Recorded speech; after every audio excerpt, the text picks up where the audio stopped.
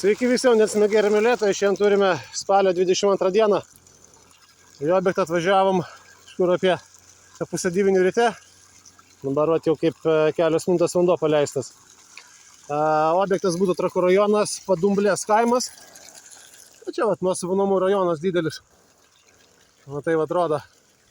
Pamatavome nes debetą 20 sekundės 12 litrų kibirės vandens prisipildo. Tai čia gaunasi kubas 900 su kapeikom.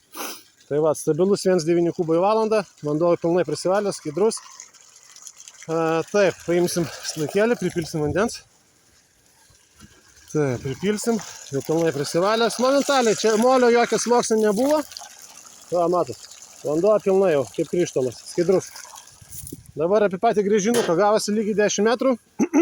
Tai iki 5 metrų ėjo raižas sausas smėlis, kuris būna įračia zonai. Ir po to nuo 5,5 prasidėjo jau vandeningas, toksai gražus smėliukas.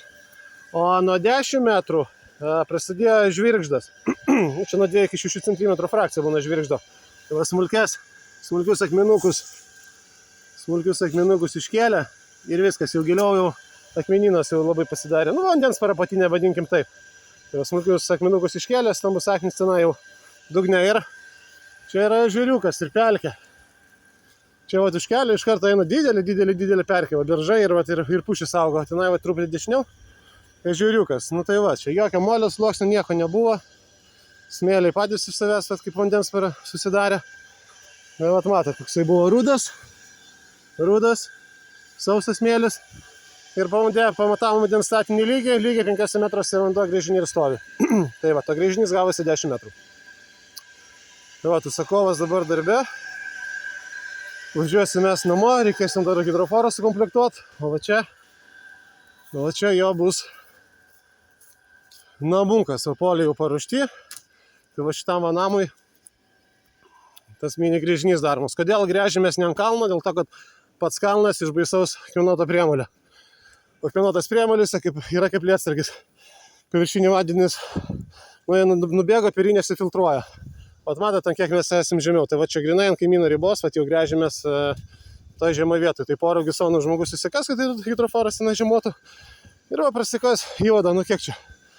20 metrų dar. Kinamuko grubiai 30 metrų. Taip atrodo poliai. Trakų rajonas, Padumbliai dar niekada negręžė. Čia būtų žmogus ant kalno sutikęs gręžtis, tai aš būčiau nesutikęs, aš jau nebūčiau. Nes jau priemėlį akmenuoti. Pasižiūrėkit, kokie jie baisus. Ant tokia užsirautum ir viskas. O pas kaimyną tokia situacija Artva. Geologai iš Vilniaus gręžėsi prieš 10 metų 63 metrus. Artesnis gręžinys. Didelė koncentracija geležies. Artesnis gręžinys padarytas. Tai gerai, kaimynai gerai sutarė.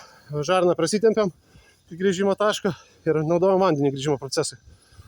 Tai žmogus įsirenginėjo. Teisingai padarė, kad pradeda nuo vandens.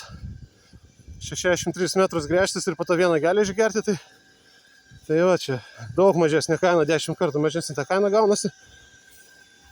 Ne 10, 6 kartus, skaičiuokim taip. Atvažiuojame su džipuku prie kabelio. Gręžimės rankiniu būdu, vandens pagalba. Ir tiek mums vietos reikia. 2 gręžinių duobės, gręžinio šaktą. Viskas. Šitą žvėriuką užpilsim į gręžinio šaktą. Ir po to, kada žmogus sugalvos, sikas čia gisonus 2.